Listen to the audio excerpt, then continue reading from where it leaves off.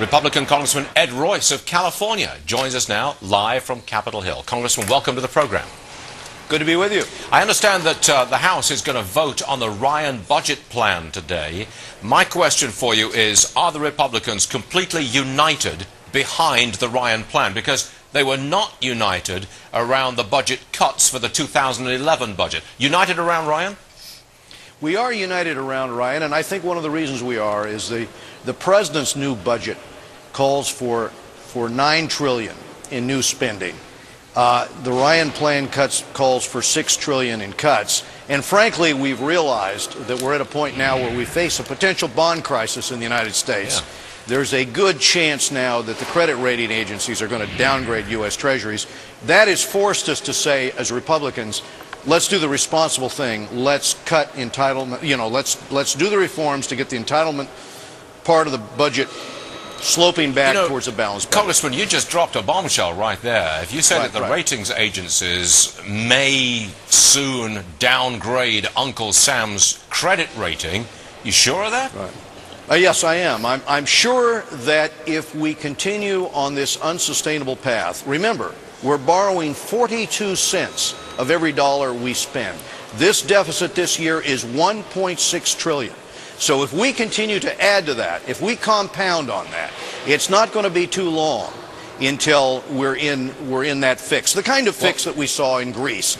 And we'll see the reaction you saw in Athens. Sooner or later, sooner rather than later, you're going to have to vote on this raising the debt ceiling or not. Would you vote to raise the debt ceiling and allow America to borrow a lot more money unless there is a huge spending cut built into that bill? Would you?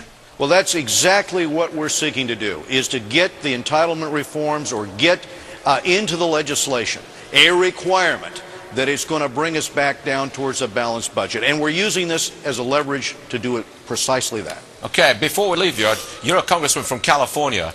I have to ask you about Governor Brown. He wants 33%, one-third of the energy in the state from private energy suppliers to come from renewables by the year 2020. Now, that's a very short time frame for a very large commitment to renewables. Is that possible?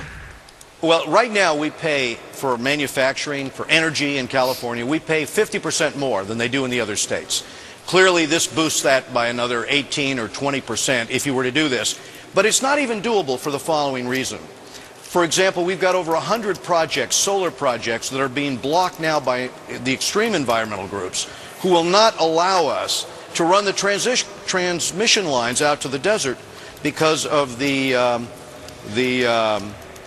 endangered species. A certain endangered species out there. The fringe-toed lizard is this particular species. So they say that this kind of a project is growth-inducing. So automatically they sue, and automatically they have the Democratic left support them. So there's no way for us to get from point A to point B, even though it would be more expensive to do so. We cannot even bring our existing solar online. That's the kind of insanity you see in California, and that is why we've created one new manufacturing job, per every 10 that has been created in other states. In fact, you see plants closing down all over California, and those jobs are going to Texas and other states. Congressman, you brought us two bombshells today. Number one, we're going to have America's gold-plated credit rating tested in the near future. And number two, there's 100 solar projects held up by environmentalists in California. Bombshells. There's a 50-50 chance, according to the Federal Reserve Chairman, that in the next few years, we could face a debt crisis here in the United States. This is what I'm basing this on. Maybe if sooner we do than not that. change this unsustainable path. Congressman Royce, we appreciate you being with us. Republican, California. Thanks, sir. Appreciate it.